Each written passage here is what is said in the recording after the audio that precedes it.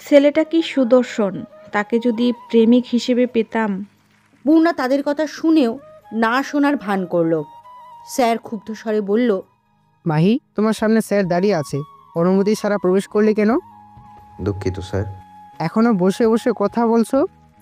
দাঁড়িয়ে মাহি। মাফ করবেন। পূর্ণা পাশে তাকালে মাহি তার দিকে তাকিয়ে চোখ টিপল। পূর্ণা ফুসফিস করে বলল, অসভ্য ছেলে। ক্লাস শেষ করে পূর্ণা সিঁড়ি বেয়ে নামছে। মাহি পূর্ণাময়ী বলে দৌড়ে এসে, মায়াবী চোখের পূর্ণাময়ী। এইটা আমার নাম না, ঠিক করে বলেন। কিন্তু তোমাকে এই নামেই ডাকবো। আমার পিছু আসবেন না।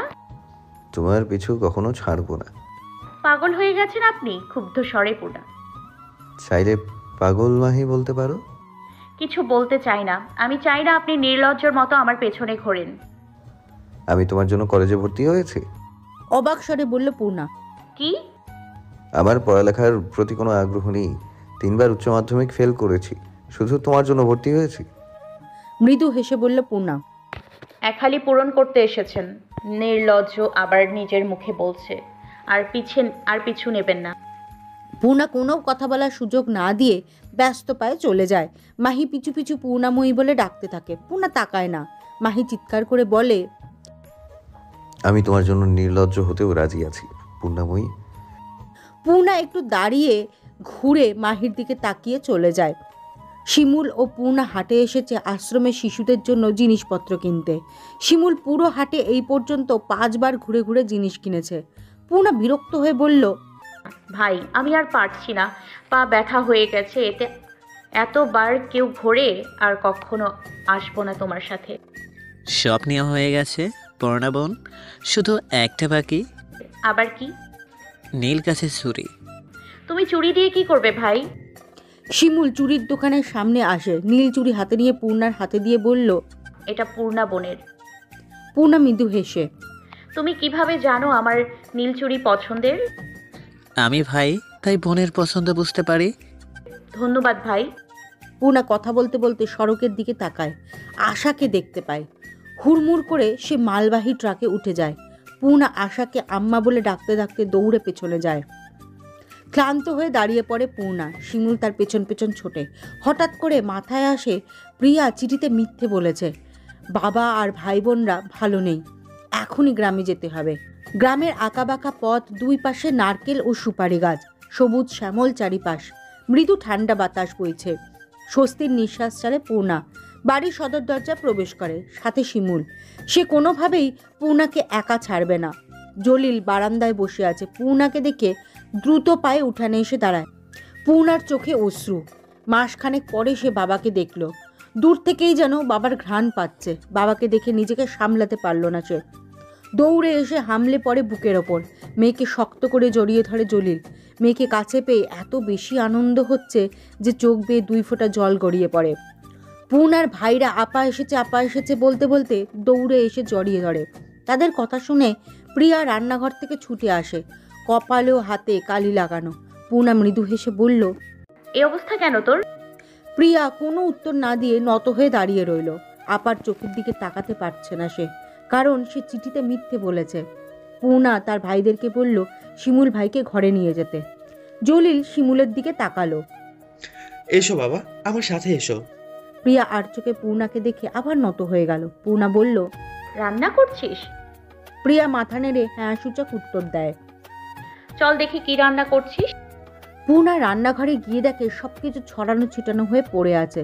মৃদু হেসে বলল, পাকা রাঁধুনি না হলে যা হয় আর কি। প্রিয়া দাঁড়িয়ে কাঁদতে কাঁদতে বলল, আপা, আমাকে ক্ষমা করে দিও। পূর্ণা প্রিয়ার হাত টেনে বসিয়ে বুকে জড়িয়ে নিয়ে বলল, রান্না করছিস কেন? আমি তোমাকে মিথ্যে কথা বলেছি। তোমার দিকে তাকাতে পারছি না। আমার জিভটা পুড়ে যাক। পূর্ণা পুরা হাতটা ধরে বলল, জিভটা পুড়ে যাওয়ার আগে তো হাত পুড়িয়ে ফেলছিস। আপা, তুমি কি আমাকে ক্ষমা করেছো? বোনকে ক্ষমা না করে কি থাকতে পারি? তাহলে কি আমি তোমাকে ভালোভাবে দেখতে পারি? পূর্ণা হেসে বলল, আর চোখে দেখতে হবে না, আবার পূর্ণ দৃষ্টিতে দেখতে পারিস। প্রিয়া মুখের দিকে তাকিয়ে বলল, আমার আপা কতদিন পর দেখছি। আচ্ছা আপা, তুমি কিভাবে জানলে আমি মিথ্যা বলছি? আশা, আম্মাকে দেখেছি ওইখানে, উনি গোপনে কিছু একটা করছেন, এবার তাকে জবাব দিতে হবে। মা ওইখানে? হুম। বিকেলে সোনালি রৌদ্র মন মাতানো বাতাস বইছে। পাকা ঘাটে বসে আছে জলিল। শিমুলকে বড়শি দিয়ে মাছ ধরা শেখাচ্ছে। সবাই বসে আছে। সেই সময় রিদমের আগমন ঘটে। রিদম জলিলের দিকে তাকিয়ে বলল, চাচা আমাকে শিখাবেন? এসো বাবা। রিদম পূর্ণার দিকে তাকালো, বলল, কেমন আছো পূর্ণা? তুমি এসেছো শুনে আসলাম। ঠিক আছে। চাচা আমার সাথে 2 জন অতিথি আছে। কোথায়? নিয়ে এসো তাদের। সবাই আগ্রহী হয়ে তাকিয়ে আছে, কি এই অতিথি? মাহি আর আজমির এগিয়ে এসে জলিলকে সালাম করলো। পূর্ণা তীক্ষ্ণ দৃষ্টিতে মাহির দিকে তাকিয়ে আছে। মাহি ফিসফিস করে বলল, আমার কাছ থেকে তুমি কখনো মুক্তি পাবে না পূর্ণাময়ী। যেইখানে যাও আমি তোমার পিছু নেব। সবাই ঘরে চলে যায়। মাহিকে চোখের ইশারায় যেতে না করে পূর্ণা ক্ষুব্ধ স্বরে প্রশ্ন করে মাহিকে, আপনি এখানে কেন এসেছেন? আগেই বলেছি তোমার পিছু ছাড়বো না। আমি চাই না আপনি পিছু নেন। আপনার উপস্থিতি আমি অস্বস্তি বোধ করি। কেন বোঝেন না? কিন্তু কেন? প্রশ্ন করবেন না। আপনি চলে গেলে আমি খুশি হব। আমি যাব না। তুমি যেইখানে যাবে আমার জায়গাও সেইখানে। পূর্ণাময়ী যেখানে, মাহি সেইখানে। নির্লজ্জ ছেলে। বলতে বলতে দ্রুত পায়ে চলে যায় পূর্ণা। মাহি তার দিকে তাকিয়ে থাকে। আহ, এই কণ্ঠস্বর আমার ভেতরে উত্তাল সমুদ্রের ঢেউয়ের মতো করে দেয়। পৃথিবীর কোনো গহীনে তাকে নিয়ে চলে যাই। কোনো কোলাহল থাকবে না, শুধু পূর্ণাময়ী আর আমি থাকবো। তাকে মন ভরে দেখব। আজমির ব্যস্ত পায়ে আসে মাহির কাছে, প্রশ্ন করে, ভাই এই তাহলে সেই মেয়ে যার জন্য এত দূর ছুটে এসেছো? এই সেই মায়াবী পরী। তোমার পিছনে সবসময় সুন্দরী মেয়েরা ছুটে, এবার উল্টো কেন ভাই? সত্যি করে বলো, তুমি কি তার প্রেমে পড়েছো? মাহি মিনিট কয়েক চুপ থেকে উত্তর দেয়, না। ভাই তোমার চোখ অন্য কিছু বলছে। তাকে তোমার জীবনের সাথে জড়িও না। এখনও জবার বিষয়টা শেষ হয়নি। শেষ হবে খুব শীঘ্রই। কিভাবে? ওই মেয়েকে খুঁজে পেয়েছো? পেয়ে যাব। আমি একটু একা থাকতে চাই। ঠিক আছে। আজমির 2 কদম এগিয়ে আবার পেছনে ঘুরে মাহির দিকে তাকায়। ভাই একটা কথা তোমার জানা দরকার। কি? জবা গর্ভবতী ছিল। মাহির মাথার উপর যেন আকাশ খণ্ড খণ্ড হয়ে ভেঙে পড়ছে। পায়ের নিচের মাটি সরে যাচ্ছে। নিজের হাতের দিকে তাকিয়ে বলল, আমার হাতে একটা নিষ্পাপ শিশুর রক্ত লেগে আছে। কিভাবে এটা করতে পারলাম আমি? রাতে বারান্দায় মাটিতে বড় একখানা মাদুর বেছানো হয়েছে। বাড়িতে অতিথি এসেছে শহর থেকে। অতিথিদের খালি মুখে ফেরানো যায় না। আল্লাহ খুশি হয়ে বাড়িতে অতিথি পাঠান। অনেক দিন পর শেখ বাড়িতে খুশির আমেজ।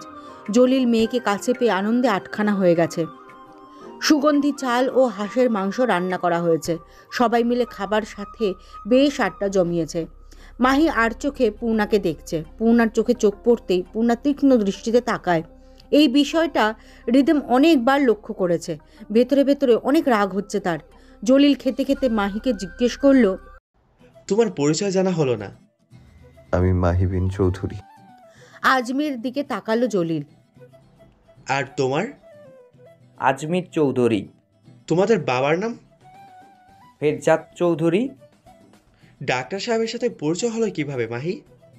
আশ্রম থেকে। বুঝলাম না। আমি ছোট থেকে আশ্রমে বেড়ে উঠেছি, আয়েশে খালার কাছে। আমার বাবা মার পরিচয় জানি না। ফেরজাদ চৌধুরী আমাকে আশ্রম থেকে নিয়ে গিয়ে ছেলের মতো ভালোবাসা দিয়ে বড় করেছে। পূর্ণা হতভম্ব হয়ে মাহির দিকে তাকিয়ে আছে। এই প্রথম মাহির জন্য তার মায়া লাগছে। ছোট থেকে মাইম দুষ্ট ছিল, পড়ালেখার প্রতি কোনো আগ্রহ ছিল না তার। ভাই তুমি অনেক মেধাবী ছিলে, তাই দেখো ডাক্তার হয়ে মানুষের সেবা করছো। তোমার একটা বাজে অভ্যেস আছে মাইম। কি সেটা? তুমি ছোট থেকে আমার পছন্দ জিনিসগুলো কেড়ে নিতে। কথা শুনে পূর্ণা কাশতে থাকে। মাহি পানির গ্লাসটা এগিয়ে দেয়। পূর্ণা পানি খেয়ে গোপনে শ্বাস ফেলে। 2 জনের দিকে আর চোখে তাকায়। আজ রাতে ঠান্ডা বাতাস বইছে। বাতাসের তীব্রতা একটু বেশি। প্রিয়া বারান্দায় দাঁড়িয়ে আছে। মাহি এসে হালকা কাশ দেয়। প্রিয়া ঘুরে দাঁড়ায়। প্রিয়া মাহির দিকে তাকালো। একটু কথা বলা যাবে? তোমার নাম প্রিয়া। ভুল বলেননি। বাহ, তুমি তো ভালো কথা জানো। তোমাকে দেখে তো মনে হচ্ছে খুব চঞ্চল। মাহি চারিদিকে তাকিয়ে ফিসফিস করে বলল, তোমার বোন এমন কেন? কেমন? এই যে রাগী বদমেজাজি। আমার বোন এইরকম না, কোনো ছেলেকে বিশ্বাস করে না। কেন, প্রেমিক ধোকা দিয়েছে নাকি? না, বাগদত্তা। তোমার বোনের বাগদান হয়েছিল? শাহিদ ভাইয়ের সাথে। ওই ছেলে এখন কোথায় আছে? বিয়ের দিন হারিয়ে গেছে। অসভ্য ছেলে একটা, কি করে এরকম একজন মেয়েকে ছেড়ে যেতে পারলো? শিমুল আবদার করছে হালুকা নদীর পাড়ে ঘুরতে যাবে। পূর্ণা নাকচ করে দিয়েছে, কারণ মাহি তার পিছু নেবে। শিমুলের মুখটা মলিন হয়ে যায়। পূর্ণা বলল, ভাই আমি তোমাকে নিয়ে যাব, কিন্তু মাহি পিছু নেবে, তাই যেতে চাইছি না। তুমি মন খারাপ করো না। আমরা লুকিয়ে যাব। পূর্ণা চিন্তিত হয়ে যায়। শিমুল ভাই এক কথার মানুষ, যা বলবে তার করাই লাগবে, না হলে তো সে একাই চলে যাবে। ঠিক আছে ভাই, আমরা লুকিয়ে যাব। পাশ থেকে মাহি উচ্চস্বরে বলল, আমি শুনেছি পূর্ণাময়ী। পূর্ণা চমকে ওঠে। মাহি পূর্ণার দিকে এগিয়ে আসে। পূর্ণা মনে মনে বলছে, এই ছেলে এমন কেন, সব জায়গায় হাজির হয়ে যায়। চাচার কাছে অনুমতি নিয়েছি। আমরা নদীর পার ঘুরতে যাব পূর্ণাময়ী। আমি যাব না, চাইলে তুমি একা যেতে পারো। আমি তোমার পিছু ছাড়বো না, আমি তোমাকে নিয়েই যাব। নির্লজ্জ ছেলে একটা। পূর্ণা চলে যায়। শিমুল তীক্ষ্ণ দৃষ্টিতে তাকিয়ে আছে মাহির দিকে। মাহি কয়েক সেকেন্ড তাকিয়ে প্রশ্ন করে, কি হয়েছে? নির্লজ্জ ছেলে, নির্লজ্জ ছেলে। বলতে বলতে চলে যায় শিমুল। মাহি বিরক্ত স্বরে। হায়, এই দেখছি বোনের কথা শিখে গেছে। বিকেলে সোনালি রোদ্দুর, হালকা মৃদু বাতাস, সূর্যের রশ্মি লাল বর্ণ ধারণ করে পশ্চিম আকাশে ডুবে যাচ্ছে। পুরো আকাশ লালচে রঙের হয়ে আছে। নদীর ওপারে সূর্য ডুবছে। বিশাল দূরত্ব থাকলেও মনে হচ্ছে হাত বাড়ালেই ছোঁয়া যাবে। নদীর পাড়ে ঘুরতে এসেছে মাহি, শিমুল, আজমির, প্রিয়া, পূর্ণা ও তার ভাইরা। মাহি পূর্ণাকে বিরক্ত করার জন্য নানা ধরনের কথা বলছে। পূর্ণা মাহিকে এড়িয়ে যাচ্ছে বারবার। প্রিয়া ও তার ভাইদের সাথে মাহির ভালোই জমেছে। নদীর পাড়ে বালির ওপর হাঁটছে পূর্ণা আর শিমুল। ঢেউ এসে তাদের পা ছুঁয়ে দিচ্ছে। আকিব ও রাকিব বালি দিয়ে ঘর বানাচ্ছে। অন্যদিকে প্রিয়া আর মাহি পাথরের ওপর বসে বাদাম খাচ্ছে। মাহি প্রিয়ার দিকে এক পলক তাকিয়ে বলল, প্রিয়া, তোমার বোনের পাশ থেকে পাগলটাকে সরাবো কি করে বলো তো? শিমুল ভাই সব সময় আপার সাথে থাকবে। কেন? আয়েশে খালার করা আদেশ, আপাকে একা ছাড়া যাবে না। বুঝেছি, তোমার ভাইদের কাছে যেতে হবে। মাহি উঠে যায়। ভাইদের কাছে গিয়ে, তোমরা কি করছো? ঘর বানাচ্ছি। কে থাকবে এই ঘরে? আমরা। আচ্ছা, পরে থেকো, আগে আমার কথা শুনো। কি? তোমার বোনের কাছ থেকে পাগলটাকে সরাতে হবে, তোমরা পারবে? এটা কোনো ব্যাপার না। সাব্বাস, আমি গিয়ে ওই গাছের ওইখানে বসছি, যাতে আমাকে না দেখা যায়। মাহি গিয়ে গাছের নিচে আড়াল হয়ে বসে আছে। রাকিব মাহির কাছে যায়। মাহি জিজ্ঞেস করে, আজ হয়েছে, পাগলটাকে সরাতে পেরেছো? না, আগে টাকা দাও। কিসের টাকা? মুড়ি খাবো, তারপর তোমার কাজ। এই নাও 2 টাকা, এবার যাও মুড়ি খেয়ে আমার কাজ করে দাও। আকিব চলে যায়। কিছুক্ষণ পর আবার আসে। মাহি জিজ্ঞেস করে, কি কাজ হয়েছে? কোন কাজ? আমার কাছ থেকে না টাকা নিলে মুড়ি খেয়ে আমার কাজ করে দিবি। ও, আমার একটা কাজ করে দাও। শিমুলকে তোমার আপার কাছ থেকে দূরে সরাও। এই নাও টাকা, যাও, এক্ষুনি কাজটা করা চাই। রাকিব চলে যায়। মাহি সংবাদের অপেক্ষায় বসে আছে, কখন পূর্ণাকে একা পাবে, কথা বলবে। বেশ কিছুক্ষণ বসে থেকে বিরক্ত হয়ে তাদের কাছে যায় মাহি। তারা তাদের বাড়ি বানাতে ব্যস্ত। মাহি গিয়ে ক্ষুব্ধ স্বরে বলল, তোদের আমি কি কাজে পাঠিয়েছি? 2 জন একসাথে জবাব দেয়। কি কাজে? মানে কি, ভুলে গেলে? আমার কাছ থেকে টাকা নিলে। পারবো না। মানে? 2 বার আকিব আমার কাছ থেকে টাকা এনেছে। কি সাংঘাতিক ছেলে। একটু থেমে মাহি, এই, আজ থেকে তোরা 2 জন এক জামা পরবি না, আর না হলে একজনের কপালে টিপ দিয়ে রাখবি। কি? তোদের চিনতে অসুবিধা হয়। আবার কাজ করেছিস? পারবো না। আমার মার কি আপনি খাবেন? মাহি হতভম্ব হয়ে তাদের দিকে তাকিয়ে আছে। বোনের থেকে কোনো অংশে কম না। প্রিয়া চিৎকার করে ওঠে। সবাই দৌড়ে তার কাছে যায়। পূর্ণা বোনকে জড়িয়ে ধরে বলে, কি হয়েছে প্রিয়া? প্রিয়া কোনো কথা বলতে পারছে না। আঙুলের ইশারায় পাথরের পাশে দেখায়। ওইখান থেকে প্রচুর দুর্গন্ধ আসছে।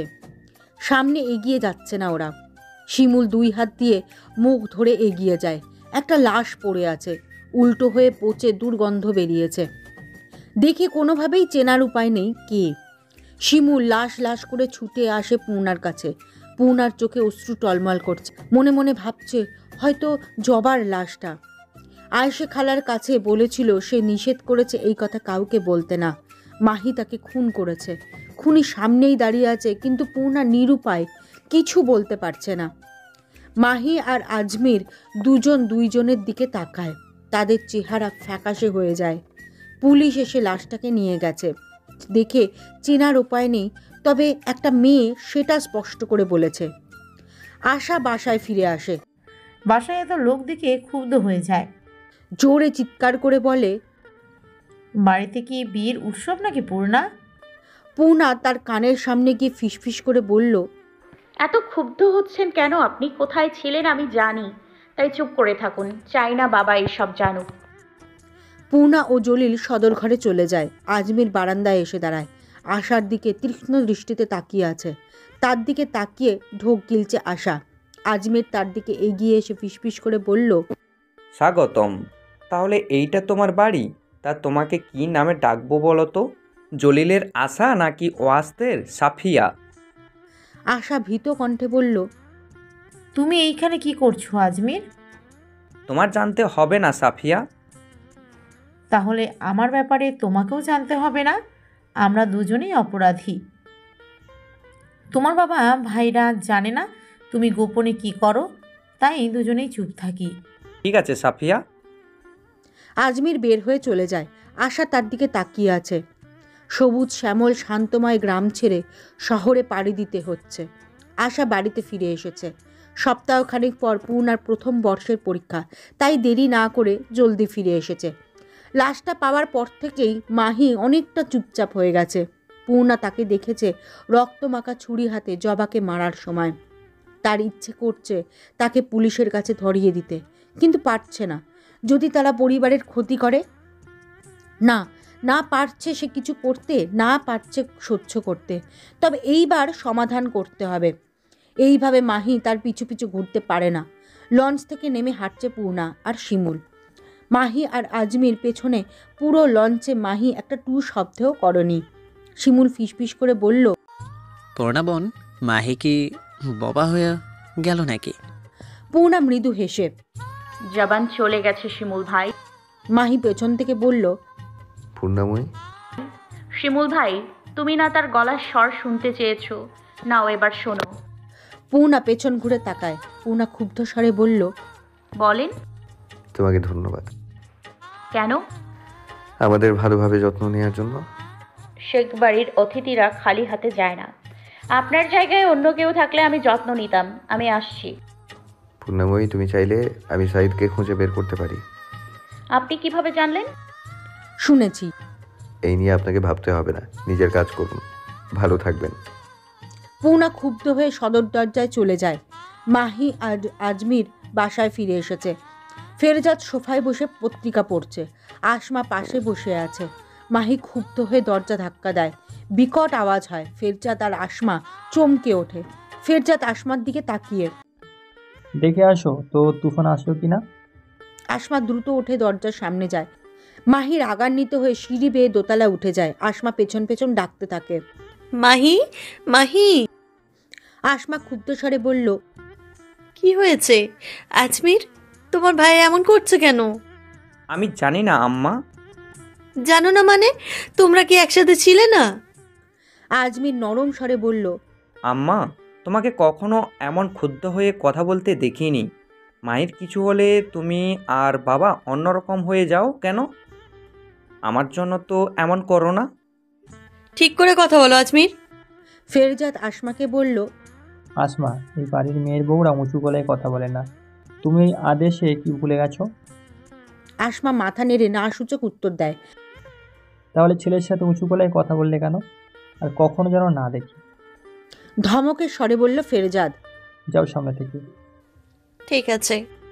আসমা ব্যস্ত পায়ে চলে গেল। ফেরজাদ আজমির দিকে তাকালো। কি হয়েছে? কিছু না বাবা। আর কখনো আম্মাকে এমন কথা বলবে না। আচ্ছা। যাও বিশ্রাম নাও। বাতাসে জানলার পর্দা উঠছে। পর্দার আড়ালে দাঁড়িয়ে আছে আয়েশে। নূর বিছানা গুছাচ্ছে। নরম স্বরে প্রশ্ন করল আয়েশে। হ্যালো গাইস, ভিডিওটি ভালো লাগলে একটু লাইক করে দিও আর অবশ্যই কমেন্ট করে জানাও ভিডিওটি তোমাদের কেমন লেগেছে। আর ভিডিওটির পরবর্তী পার্ট খুব তাড়াতাড়ি আসবে, তো যারা এখনও চ্যানেলটিকে সাবস্ক্রাইব করোনি প্লিজ পরবর্তী পার্টগুলো দেখার জন্য চ্যানেলটিকে সাবস্ক্রাইব করে পাশে থাকা বেল আইকনটি প্রেস করে দিও। ধন্যবাদ সবাইকে, আমাদের সাথেই থেকো।